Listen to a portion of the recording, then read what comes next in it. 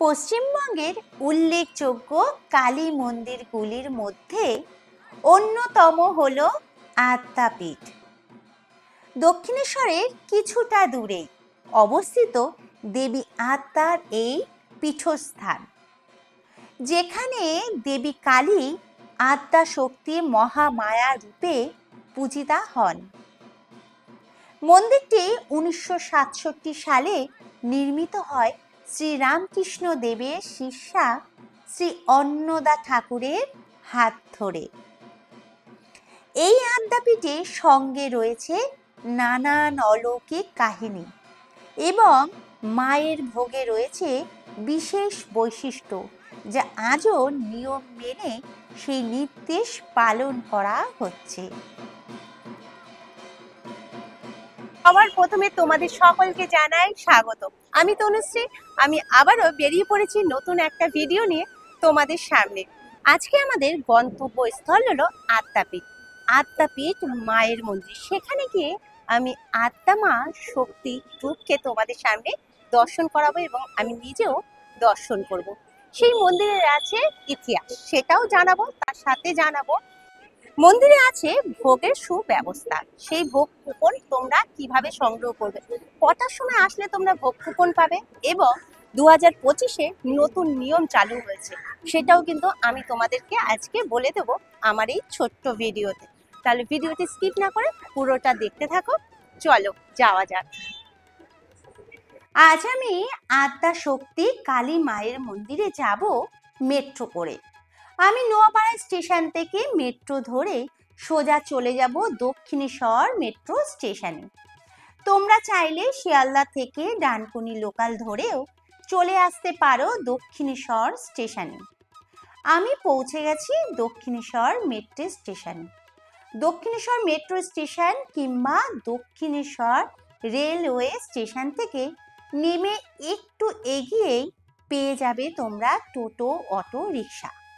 সেখান থেকে 10 টাকার বিনিময়ে মিনিট 10-এর মধ্যেই পৌঁছে যাবে একেবারে আদ্যাপীঠ মায়ের মন্দিরে। মন্দিরের বাইরে রয়েছে অনেক পুজোর ডালির দোকান, যেখান থেকে আমি সবার প্রথমে 101 টাকার একটা ডালি নিয়ে নিলাম। 51 টাকা থেকে 501 টাকা পর্যন্ত ডালি রয়েছে। তোমরা তোমাদের পছন্দ মতো পুজোর ডালি নিয়ে নিতে পারো। এবার চলো মন্দিরের ভিতর প্রবেশ করি। মন্দির চত্বরটা বিশাল বড়।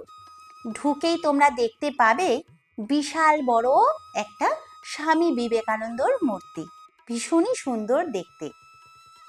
আদ্যাপীঠ মঠ প্রায় 27 বিঘা জায়গা জুড়ে অবস্থান করছে। তোমাদেরকে একটি গুরুত্বপূর্ণ কথা বলে দিই সবার প্রথমে। মন্দিরে মায়ের দর্শন করতে পারবে তোমরা 3 বার।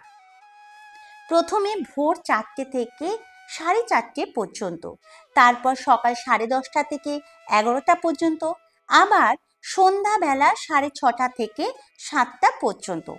এছাড়াও আছে আদি কালী মায়ের মন্দির, সেখানেও কিন্তু তোমরা চাইলে পুজো দিয়ে অঞ্জলি দিতে পারবে।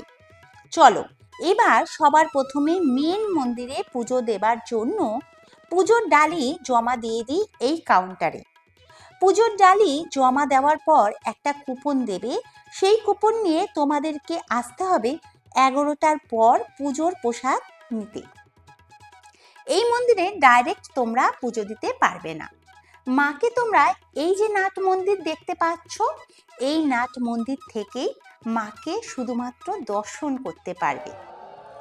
চলো এখন বাজে 10:30, তোমাদেরকে মাকে দর্শন করিয়ে দিই। এই মন্দিরটি অন্যান্য মন্দিরের থেকে একটু আলাদা। এখানে গর্ভগৃহের ভিতরে মা শুধু একা বিরাজ করছেন না। মোট 3টি বেদি আছে, তবে একটির উপরে আরেকটি। নিচের বেদিতে রয়েছে শ্রীরামকৃষ্ণের একটি মূর্তি, সেখানে নিচে গুরু শব্দটি খোদাই করা আছে। মাঝের বেদিতে বিরাজ করছেন আদ্যা মায়ের মূর্তি। মূর্তিটি অষ্টধাতু দিয়ে তৈরি এবং সবার উপরে বিরাজ করছেন রাধা কৃষ্ণের মূর্তি। তাদের পায়ের কাছে লেখা আছে প্রেম শব্দটি, অর্থাৎ প্রেম হলো সর্বপ্রধান গুণ এবং ঈশ্বরের কাছে পৌঁছানোর সব থেকে স্পষ্ট পথ।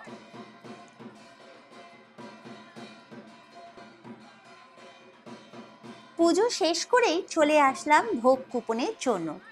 নতুন বছরে চালু হয়ে গেল নতুন নিয়ম। প্রথমেই বলে দিই, সকাল 8টা থেকে 12টা পর্যন্ত দেওয়া হয় ভোগ কুপন। নতুন বছরে চালু হয়েছে 80 টাকা করে ভোগ কুপনের মূল্য। এছাড়াও 7 বছর বয়সের নিচে যারা রয়েছে তাদের জন্য কুপন মূল্য 40 টাকা করে। ভোগ প্রসাদ বিতরণ করা হয় বেলা 11টা 45 থেকে যতক্ষণ ভক্তরা থাকে।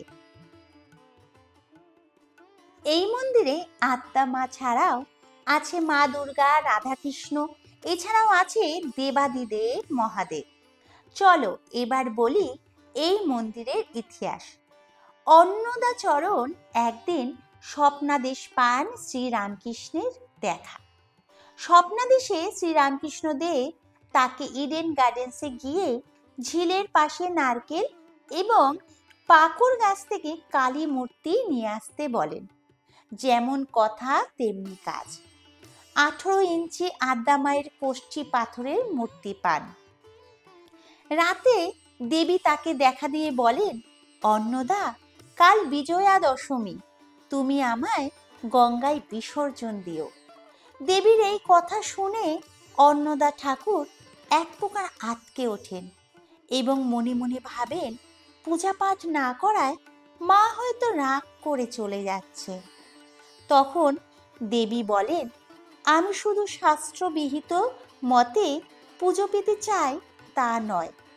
মা খাও, মা পড়ো, এমন সহজ সরল প্রাণের ভাষায় যে ভক্ত নিজের ভোগ্য বস্তু এবং ব্যবহার্য বস্তু আমাকে নিবেদন করেন, সেটাই হবে আমার পূজা। যদি কোনো ভক্ত আমায় আত্মস্রোত পাঠ করে তাহলে আমি বিশেষ খুশি। অন্নদা ঠাকুর মায়ের থেকে শুনে তা লিখে রাখেন এবং সেই স্রোতেই বর্তমানে পাঠ হয়। এখন বাজে 11টা 45 আর আমি দাঁড়িয়ে পড়েছি ভোগ প্রসাদ গ্রহণের জন্য। তবে তোমাদের একটা কথা বলে রাখি, তোমরা সবার প্রথমে কিন্তু জুতো রাখার ঘর আছে, সেখানে কিন্তু জুতো রেখে তারপরেই কিন্তু ভোগ গ্রহণের ঘরে কিন্তু তোমরা প্রবেশ করবে। আদ্যাপীঠের ভোগে রয়েছে বিশেষ বৈশিষ্ট্য। দেবী আদ্যার জন্য 22.5 চাল রান্না করা হয়, রাধাকৃষ্ণের জন্য 32.5 এবং রামকৃষ্ণ পরমহংস দেবের জন্য রান্না করা হয় 12 চাল। এই ভোগ পঞ্চব্যঞ্জনে নিবেদন করা হয়। এর সঙ্গে থাকে বিশেষ পরমান্ন ভোগ। অন্নদা ঠাকুর নির্দেশ দিয়েছিলেন, বৃহৎ ভোগ মন্দিরে যাবে না। মন্দিরের পাশে ভোগালয়ে তা সাজিয়ে দেওয়া হবে, সেখানেই নিবেদন করা হবে ভোগ। তার নির্দেশ মতো শুধুমাত্র পরমান্ন ভোগ দেবীর কাছে যায় আজও পর্যন্ত। এছাড়াও রাতে নিবেদন করা হয় ঘি এবং উৎকৃষ্ট চাল দিয়ে তৈরি অমৃত ভোগ। আজকের ভোগ প্রসাদে ছিল 8 রকম। বাসন্তী পোলাও থেকে শুরু করে কুমড়োর চপ, অন্ন, পনিরের তরকারি, খিচুড়ি, লাবড়া তরকারি, চাটনি এবং শেষ পাতে ছিল পরমান্ন। মন্দিরের ভিতরে রয়েছে হাত ও মুখ ধোবার জল, এছাড়াও আছে ঠান্ডা পানীয় জলের ব্যবস্থা এবং আছে টয়লেটের সুব্যবস্থা। এছাড়াও তোমাদের জানিয়ে রাখি, যারা বাইরে থেকে আসবে তাদের জন্য রয়েছে থাকার ব্যবস্থা। রয়েছে অন্নদা অতিথি ভবন, খুব সুন্দর সাজানো গোছানো, আছে একটি সুন্দর ফোয়ারাও। আদ্যা মায়ের মন্দিরের পিছনের দিকে রয়েছে যুগল মন্দির, সেটাও চলো তোমাদের ঘুরে দেখিয়ে দিই। ঢুকেই রয়েছে একটি বড় নাট মন্দির, সেখানে কিন্তু অনেক ছবি রয়েছে রাধাকৃষ্ণ থেকে শুরু করে অন্নদা ঠাকুরের। নাট মন্দিরের সামনেই রয়েছে যুগল বন্দিতে রাধাকৃষ্ণের বিগ্রহ।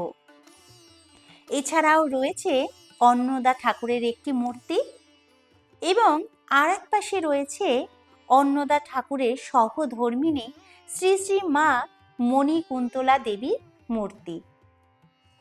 মায়ের মন্দিরের পিছন দিকে রয়েছে একটি জলাশয়, সেটিও খুব সুন্দর সাজানো এবং গোছানো।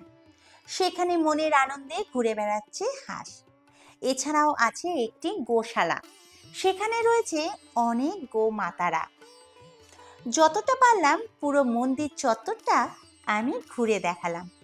আর একটা কথা তোমাদেরকে বলে রাখি, নিজস্ব গাড়ি যদি নিয়ে আসবে মনে করো, তাহলে কিন্তু অনায়াসেই নিয়ে আসতে পারো। এখানে 2 হুইলার থেকে 4 হুইলার দুটোই কিন্তু রাখার রয়েছে ব্যবস্থা। আজকের মতো ভিডিওটা আমি এখানেই শেষ করব। যদি তোমাদের ভালো লাগে তাহলে প্লিজ একটা লাইক করো, শেয়ার করো। আর যদি তোমরা এই রকম ভিডিও দেখতে চাও তাহলে অবশ্যই চ্যানেলটাকে সাবস্ক্রাইব করে দিও। আর তোমরা সকলে সুস্থ থেকো, ভালো থেকো। আজকের মতো টাটা।